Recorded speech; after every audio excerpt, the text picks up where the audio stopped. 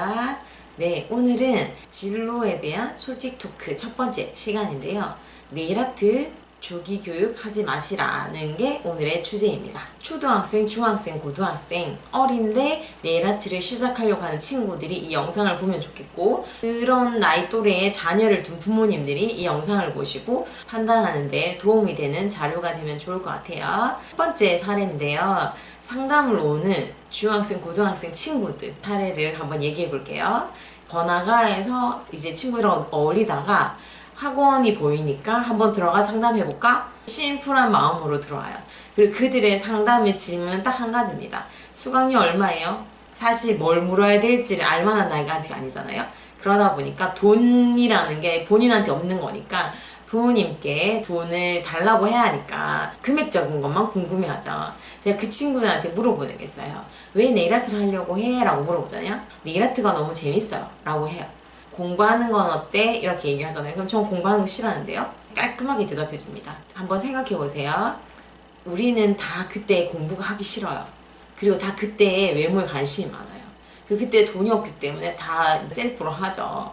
이게 너무나 지금 평범한 중고등학생 여자 친구들인 거예요.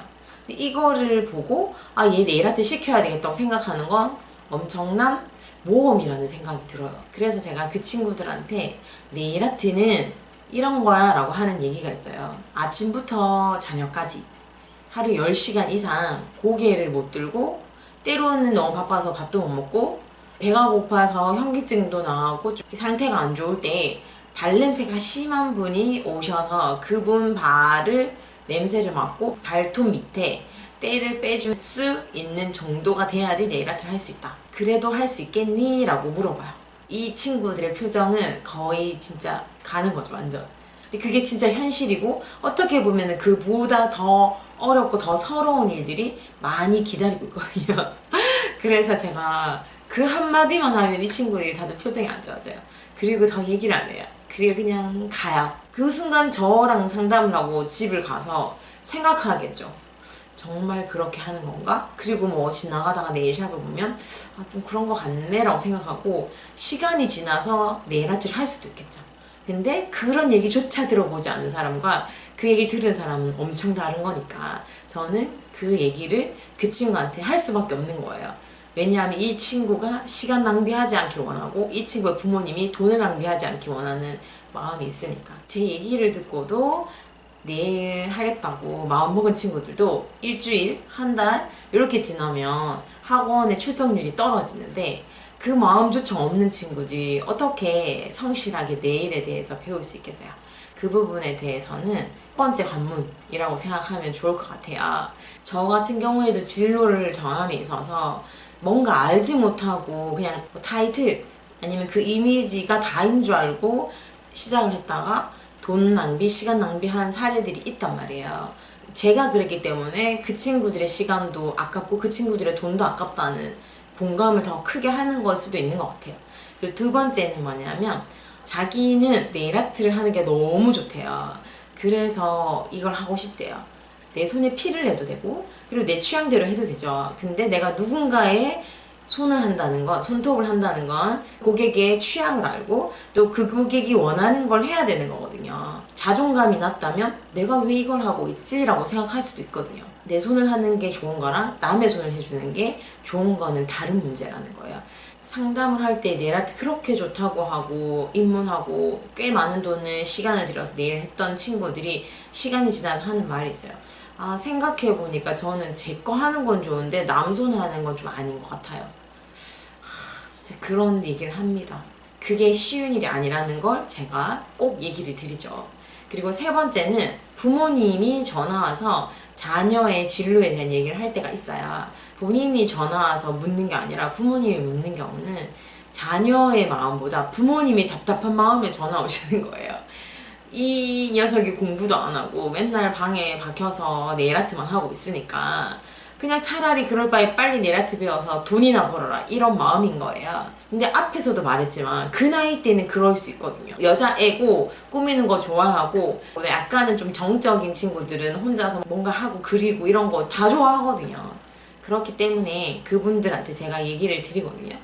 일찍 하는 게 중요한 게 아니라 이 친구가 스스로 이걸 해야 된다고 느낄 때 해야 된다. 대부분의 친구들이 좋다고 하고 그래서 시작을 하지만 중도 하차하는 친구들이 꽤 많다라는 얘기를 부모님께 드리잖아요. 그러면 부모님께서 그럼 한번 얘기해 볼게요 하는데 뭐 그리고 또 연락 오는 경우는 잘 없는 것 같아요. 우리 네일 하시는 같은 업계에 있는 분들끼리 이게 노가다다 이렇게 얘기하시니까 몸으로 하는 거잖아요. 이게 고개를 숙이고 뭐 손목을 많이 쓰고 고객을 응대하는 게 서비스인데 그 서비스 하는 것도 정신적인 에너지 소모가 엄청 나거든요. 그러다 보니까 이거는 정말 쉽지 않은 일이다라고 다들 입을 모아서 하는 얘기예요. 처음에 몰라서 했고 하다 보니까 그럼에도 불구하고 이게 너무 재밌고 또 때로는 보람 있으니까 하는 건데 이걸 다 알고 하는 사람은 잘 없죠. 대체로 어린 친구들이 학원을 오잖아요. 그러면 너무 들떠서 오는데 막상 첫날에 수업할 때부터 쉐입을 잡거나 그리고 뭐 컬러링을 하거나 이걸 하게 되면 다들 좀 표정이 점점 이렇게 힘들어져요. 생각했던 것보다 좀 많이 어려운 거예요. 좀 지루하기도 하고 반복이거든요. 뭐든지 한 번에 네일아트 잘 되는 사람 절대 없거든요. 저 또한 네일아트 그렇게 어렵다고 생각하지 않고 시작했거든요. 컬러링을 했을 때 제가 좀 멘붕이 온 거예요. 물감이랑 전혀 다르거든요. 한 1년 정도는 숨 막혀서 죽을 것 같은 거예요. 이 좁은 공간에다가 뭔가를 해야 되는 것 자체가 너무 답답한 거죠. 큰 뭔가 종이에다가 하는 게 아니니까. 미리 알아보는 거 없이 오셔 상담하시는 경우에는 저랑 상담을 하면서 거의 좀 네일아트에 대한 마음을 좀 많이 접으시더라고요. 소득을 위해서 뭐 많은 사람들이 와서 많이 등록하고 뭐 그렇게 생각하면 좋겠지만 그런 문제가 아니라 이 사람한테 이 진로라는 게 되게 중요한 문제잖아요. 자기 인생에 꽤 긴 시간을 네일아트에 투자를 하는 건데 그 부분에 있어서 조금 진지하게 생각해 보길 바라는 마음에서 그런 상담을 했던 거죠. 뭐 제 얘기를 들으면서 막 희망을 꺾는 것 같은 그런 기분이 드시는 분도 있을 수 있는데 이 정도로 꿈이 꺾이면 그건 자기 꿈이 아닌 것 같아요. 좀 냉정하게 얘기해서 진로 솔직 토크라고 이름을 정했는데 그 솔직히라는 그 말에서 어떻게 보면 저의 그 주관적인 게 좀 되게 강하게 어필되기 때문에 여러분들이 이렇게 마음에 불편한 부분이 있을 수도 있는데 알 거는 알고 알아도 괜찮아야지 시작해야 되지 않나 라는 생각이 들어서 진로에 대한 것만큼은 제가 조금은 리얼하게 얘기를 드리는 좀 부분이 있을 것 같아요. 대부분의 이제 분들이 네일이라고 생각하면 네일샵을 생각하실 거예요. 네일샵이라는 건 하나의 사업이거든요. 자영업. 요즘에 코로나 때문에 자영업 하신 분 너무 힘들잖아요. 네일샵 원장님들 진짜 많이 어려우실 거예요. TV에서 코로나 인원이 갑자기 막 늘면 손님들이 다 예약 취소하고 안 오시고 그게 현실이거든요. 뭐 코로나가 아니어도 사실 자영업 자체가 오픈하고 몇 년 사이에 폐업하는 율이 엄청 높잖아요. 그런 상황이기 때문에 우리 애가 네일아트 생각한다면 샵 원장님을 생각해야 되는 거예요. 직원으로 있는 시간이 길지 않아요. 제가 아는 분은 40이 될 때까지 샵을 오픈 안 하시더라고요. 그런 경우 잘 없거든요. 근데 그분의 성향이 혼자 뭔가 주도해서 하는 걸 되게 힘들어하는 성향이에요. 그렇기 때문에 그때까지 버티다 샵을 오픈하신 건데 그 나이가 되면 직원으로 있을 수가 없어요. 그래서 조금 배우고 나면 다 샵을 오픈하거든요. 저 같은 경우에도 샵에서 1년 정도 일하고 학원 가서 조금 더 깊이 배우고 대회 나가고 이런 준비를 하면서 아르바이트 하면서 샵을 오픈한 게 한 3년 정도 지났을 때 했거든요. 그것처럼 꽤 긴 시간이 아니에요. 결국에는 주도적으로 내 생각을 가지고 나의 브랜드를 가지고 네일샵을 오픈해야 된다. 그렇게 생각하면 창업이고 사업이기 때문에 네일아트에 대한 것보다 더 많은 것들이 필요한 거죠. 경영에 대한 거, 마케팅에 대한 거. 요즘에는 마케팅을 다 SNS로 하니까 SNS에 대한 공부도 엄청 많이 필요하죠. 이 사업을 한다고 생각할 때 가장 중요한 게 멘탈이란 말이에요. 자기 마인드 컨트롤, 그리고 내가 뭘 할지, 어떤 방향으로 나갈지 이런 개념들이 머릿속에 없잖아요. 그러면 계속 갈팡질팡 하다가 자기 주관 없이 옆에서 말하는 거 듣고 이렇게 하다 결국 문을 닫더라고요.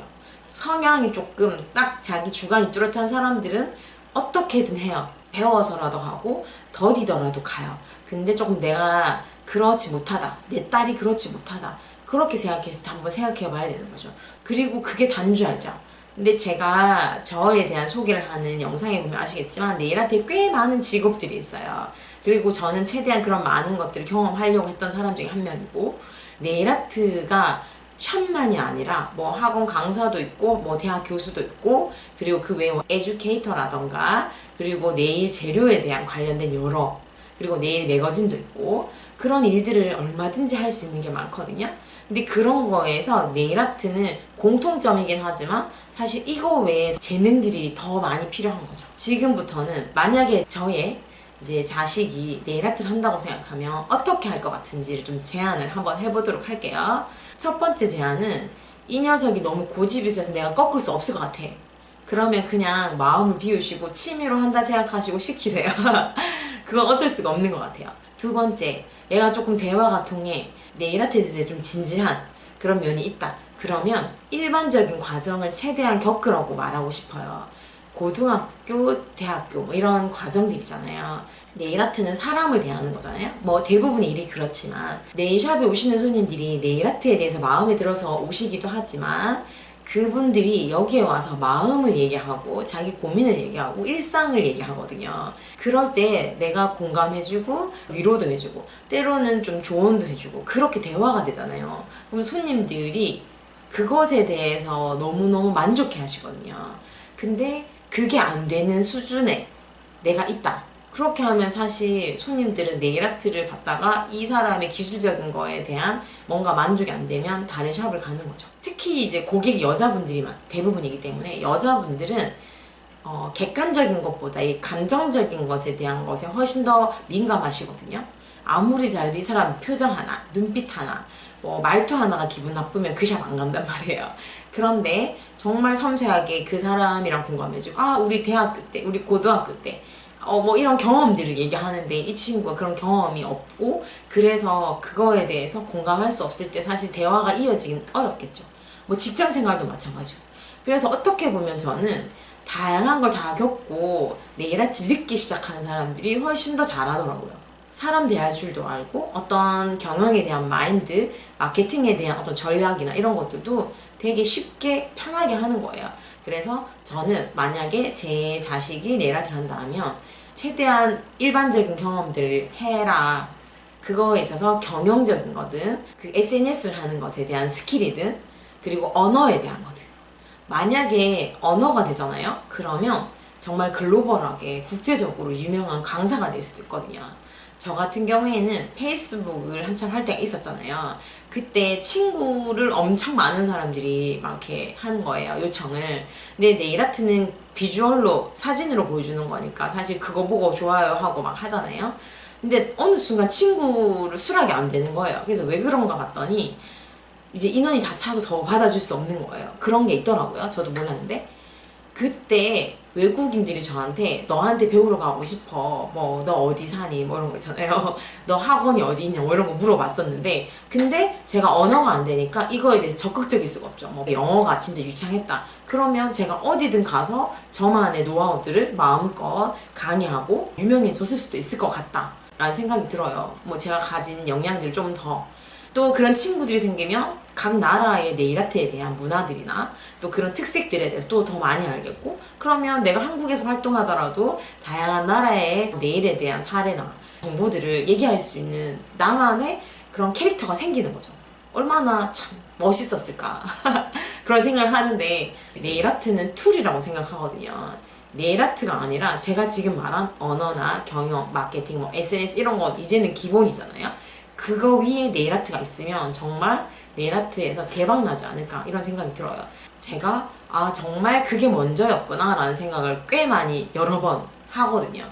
그런 부분에서 제가 되게 많이 부족한 부분이 있었고, 제가 제자들을 보면서도 되게 아쉽다라는 생각했던 부분이라서 이 부분을 특히 지금 어린 친구들은 정말 알고 시작해서, 내가 네일 쪽에서 포부가 크다 그럴수록 네일아트가 아니라 그 외에 기본적인 것들을 여러분이 성실하게 하나하나 과정들을 다 마스터하시고, 그러고 나서 네일아트를 배워도 늦지 않고, 어릴 때 시작하는 친구들이 특징이 있어요. 일찍 시작했기 때문에 여유가 있다 못해 열정이 없어요. 기본적인 소양들을 잘 갖추고 내가 할 수 있는 툴들을 여러 가지를 다 좀 이렇게 준비를 해서 네일 아트를 마지막으로 배워도 충분히 따라올 수 있다. 그리고 이게 좀 돼 있는 사람들은 이렇게 공부하는 거, 그리고 내가 뭔가 이렇게 고민하는 거, 배우는 것에 대해서 숙련되어 있는 상태이기 때문에 네일 아트를 빨리 배울 수 있거든요. 근데 어릴수록 이해력도 좀 많이, 아무래도 어리기 때문에 이해하는 것 자체가 좀 부족할 수밖에 없고, 그리고 이 인내력이라든지 성실함이라든지 이런 부분들이 참 어려운 부분 같아요. 그래서 이 부분들을 트레이닝 한다 생각하고 지금 당장 네일 아트 하고 싶지만 좀 참고 그 사이에 네일에 대한 트렌드라든지 여러 가지 정보들을 계속 수집하고, 그러면 내가 네일 업계에 입문하진 않았지만 네일을 객관적인 입장에서 계속 봐왔던 한 사람으로서 그 영향력 있는 친구가 되지 않을까라는 생각이 듭니다. 이왕이면 네일 아트에 그런 친구들이 많이 있으면 좋겠고, 그래서 지혜롭게 사업도 하고, 그리고 네일 쪽에 뭔가 사업적으로 시스템이 잘 세워지는 그런 뭐 회사들도 많이 생기면 좋을 것 같아요. 이 시간에 다 얘기할 수는 없잖아요. 그래서 미처 얘기하지 못한 것들이 분명히 있을 거예요. 그런 궁금한 것들은 댓글로 달아주셔서 제가 좀 더 많은 정보를 드릴 수 있도록 해주시고요. 다음은 40이 좀 넘으시거나 위아래이신 분들이 내가 지금 해도 될까요? 라고 상담을 많이 하시거든요. 그분들을 위해서 또 진로에 대한 솔직 토크 준비하도록 하겠습니다. 지금까지 네일 카운셀러였습니다.